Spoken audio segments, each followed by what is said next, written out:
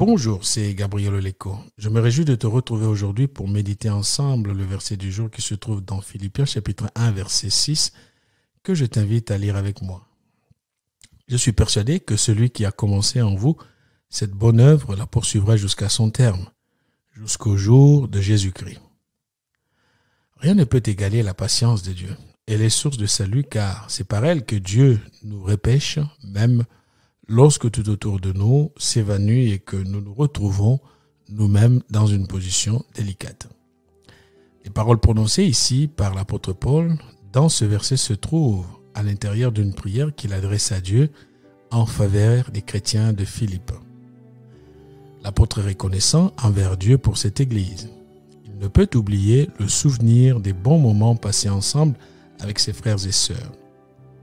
C'est la raison pour laquelle il le dit ouvertement qu'il ne cesse de prier pour eux tous. Mais sa prière a un objet précis et clair.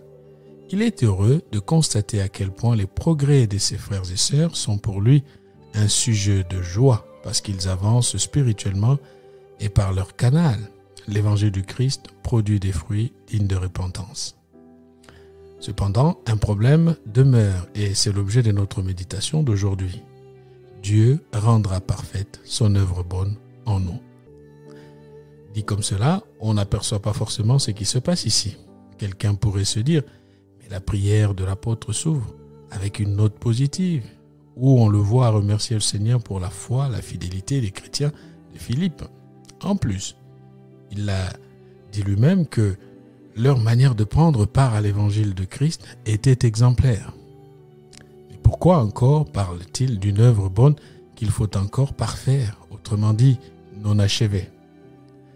En effet, mon ami, nous chrétiens sommes un chantier inachevé. Bien que nous ayons été sauvés, nous sommes encore dans la course, ayant les yeux fixés sur le retour du Seigneur. C'est seulement en ce jour-là que nous pourrions définitivement nous reposer.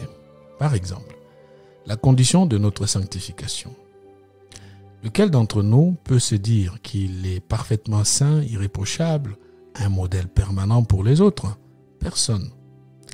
Il y a toujours en chacun de nous des fissures plus ou moins visibles. Mais Dieu continue de nous travailler et il promet qu'un jour, cette bonne œuvre initiée par lui sera menée jusqu'à la perfection. La réalité de la sanctification nous rappelle qu'elle est un état présent, c'est-à-dire que le croyant est saint en Jésus-Christ. Un devenir, c'est-à-dire que le croyant est invité à être et à vivre continuellement dans la sanctification. Enfin, la sanctification est une attente, c'est-à-dire que le croyant est saint et vit dans la sainteté, mais il lui arrive de connaître des échecs sur le plan moral, éthique ou spirituel.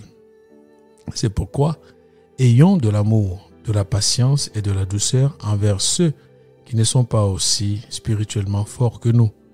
Prions pour les faibles, car les autres aussi ont prié pour que nous soyons forts un jour. Aimons-les, continuons à prier pour eux. S'il faut dire la vérité, qu'elle soit dite avec amour. Soyons inspirés par la patience de Dieu et imitons sa compassion. Passe une bonne journée et que Dieu te bénisse.